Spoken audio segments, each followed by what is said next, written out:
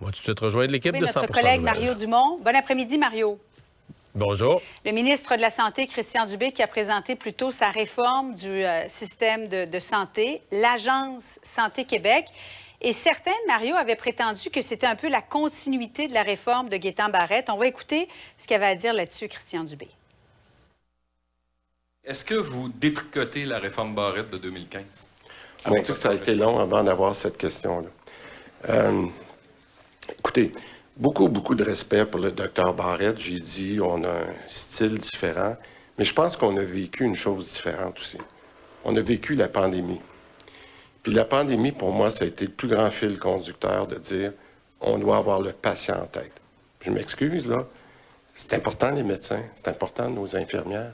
Mais c'est qui, en ce moment, qui n'a pas le service? C'est le patient.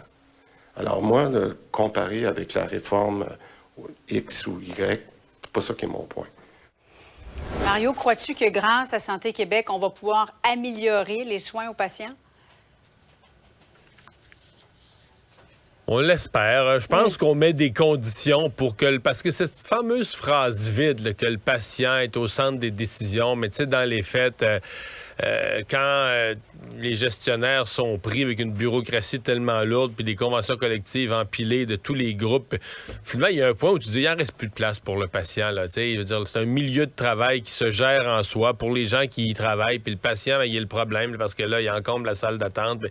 Et je pense que c'est un peu ça, là, changer cette dynamique-là, revenir à une dynamique d'offrir des services, puis que tout le reste, oui, on veut avoir du personnel bien traité, mais le système ne peut pas être centré sur eux. Le système doit être centré sur les besoins de la population. Est-ce que Christian Dubé va réussir? C'est bien difficile de se prononcer.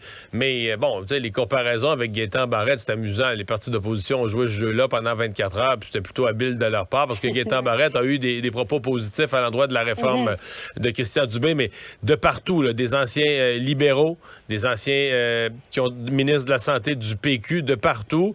C'est comme si tout le monde, ça veut pas dire qu'ils sont d'accord avec chacune des virgules de ce qu'il y a dans l'opération de Christian Dubé, ou qu'il...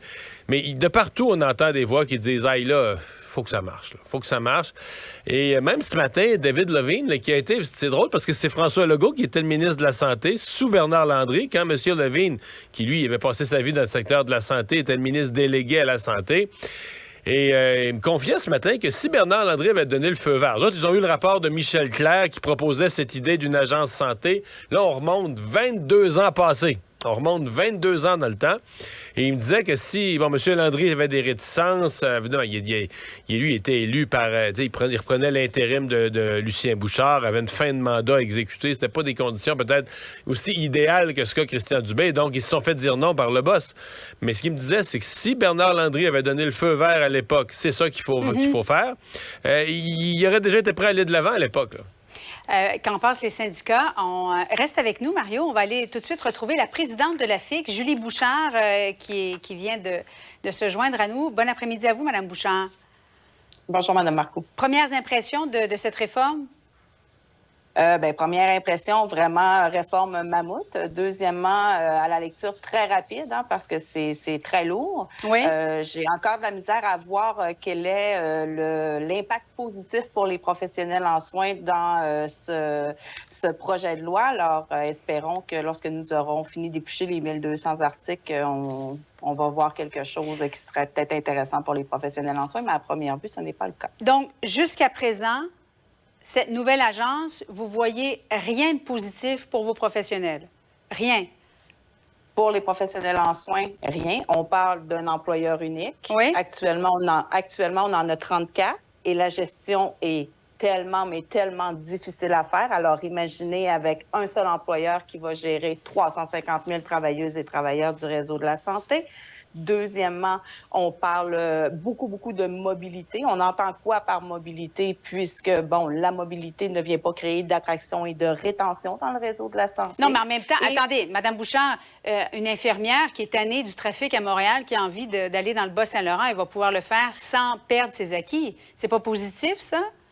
Là, on parle de l'ancienneté réseau, oui. Qui est de l'ancienneté réseau. Là où moi, j'ai un réel problème, c'est que on parle de l'ancienneté réseau comme si de mettre en place l'ancienneté réseau allait complètement améliorer le réseau de la santé, alors que l'ancienneté réseau ne va pas améliorer la pénurie de professionnels en soins, ne va pas arrêter le temps supplémentaire obligatoire, ne va pas aller créer d'attraction et de rétention. Et j'ajouterais que les centaines et centaines de professionnels en soins qui ont quitté le réseau public vers le privé l'ont fait pour obtenir de meilleures conditions de travail et non pour une question d'ancienneté.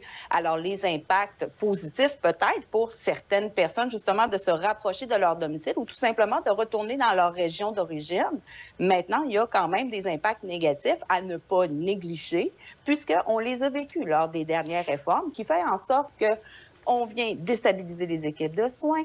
Il y a un sentiment d'appartenance qui est beaucoup moins important, mais aussi le vacuum que ça peut faire. On peut littéralement vider certaines régions puisque les gens vont peut-être préférer s'en aller vers les grandes villes ou vice-versa. Justement, quelqu'un dans la grande ville de Montréal peut décider de se rapprocher de chez elle. Alors, on va venir créer un manque de ressources alors que c'est le même bassin de professionnels en soins. Donc, ce n'est pas vrai de dire que c'est la panacée et que ça peut venir régler bien les problèmes. Et si c'était vraiment un enjeu et une demande de nos professionnels en soins, lors de notre consultation pour la négociation nationale dernière, nous avons consulté plus de 45 000 professionnels en soins et ce n'est pas ce qui est ressorti comme étant un enjeu majeur. Qu'est-ce qui est ressorti?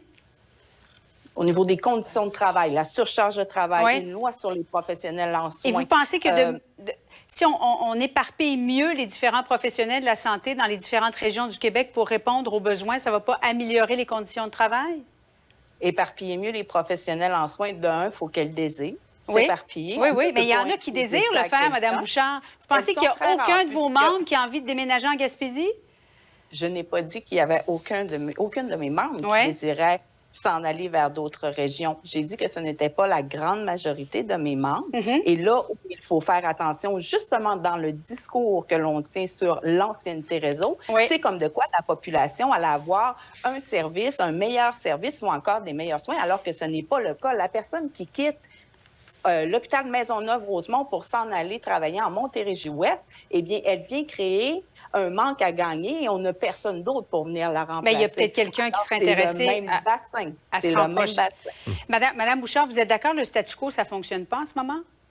Tout à fait. Et nous, on ne voulait pas avoir le statu quo. Oui. Par contre, mais ce qu'on vous propose... nous, c'est dans le statu quo dont nous, on parle, ce sont de nos conditions de travail actuelles. Maintenant, au niveau de la gouvernance, vous comprendrez que plus on éloigne la gouvernance du plancher des professionnels en soins, eh bien, on vient éloigner justement le sentiment d'appartenance, on vient éloigner aussi la réalité terrain, de bien comprendre l'enjeu de qu'est-ce qui se passe. Mais il va y avoir des directeurs dans chacun des hôpitaux, Mme Bouchard. Actuellement, on a des PDG dans les CIS, les CIUS, mais là, on veut mettre un directeur dans chaque hôpital. Est-ce qu'on les voit? On vient de présenter la réforme. Madame Bouchard, êtes-vous de mauvaise foi? Pas du tout. Je ne suis pas de mauvaise foi. Moi, ce que je comprends et ce que je dis, c'est ce qui se vit actuellement sur le terrain, Mme Marcoux. Bon. La gestion de proximité doit se faire avec des gens qui sont sur le terrain, qui ont l'ouverture. Mais l'autogestion des horaires, Mme Bouchard, on veut proposer ça? Ça non plus, c'est pas positif?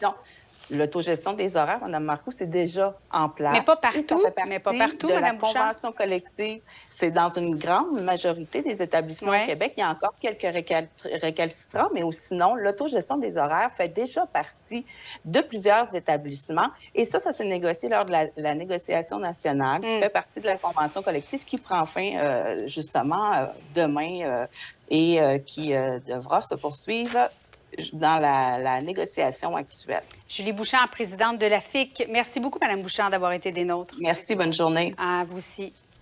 On va retourner à Mario. Ça sera pas facile. Il n'y a pas... dans le système de santé, il n'y a pas... comment est-ce qu'ils appellent ça, là? C'est ceux qui sont malades. Le patient, non? C'est pas... Non?